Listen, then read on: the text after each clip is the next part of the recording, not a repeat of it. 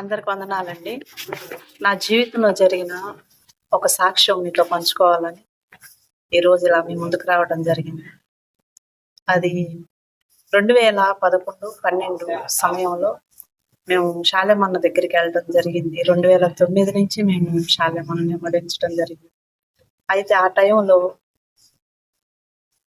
మేము మా కుటుంబంలో అందరికీ జ్వరాలే. మా అమ్మాయి చిన్నది 2వ సంవత్సరం పిల్ల.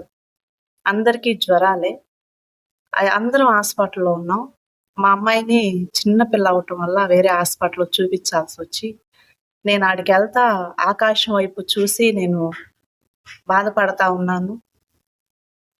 నా వాళ్ళు ఎవరూ రాలేదు.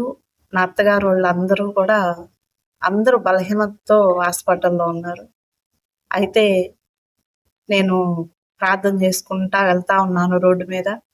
ఆకాశం వైపు నా కన్నులెత్తి నేను హాస్పిటల్ నుంచి మా అమ్మాయిని తీసుకొని రావడం జరిగింది. నేను అట్లా హాస్పిటల్‌లోకి నా అత్తయ్య, మావయ్య, మా ఆయన అందరూ ఉన్న హాస్పిటల్ దగ్గరికి వెళ్ళటంతోనే శాలేమన్న లోపల నుంచి బయటకొచ్చి, ప్రార్థన చేశాను. ఏం కాదు భయపడమాకు అని చెప్పి నా చేతిలో చిన్న కానుక పెట్టడం జరిగింది.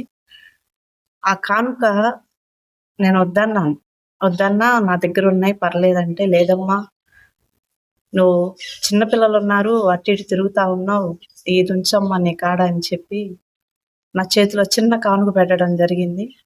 అయితే నేను ఆ కానుక ఎంత అని చెప్పను. అయితే నేను ప్రార్థన చేసుకున్నా. నా ఆత్మీయ తండ్రి ఇచ్చింది నాకు గుర్తుగా అట్లా ఉండిపోవాలయ్యా, ఏం చేయాలని చెప్పి అనుకుంటా ఉన్నా. అయితే నేను ఈ కంజర కొనుక్కోవడం జరిగింది. ఈ కంజరకు కూడా ఒక సాక్ష్యం. ఇప్పుడు కూడా ఈ కంజర ఇదంటే నాకు చాలా ఇష్టం.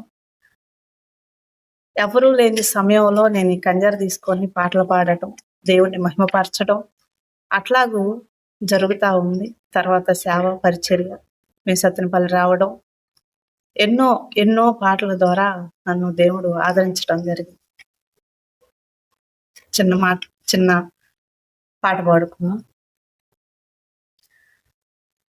నాకెవరు లేరయ్యా నీవుగాక, నా తోడు నీవేగా కరదాకా,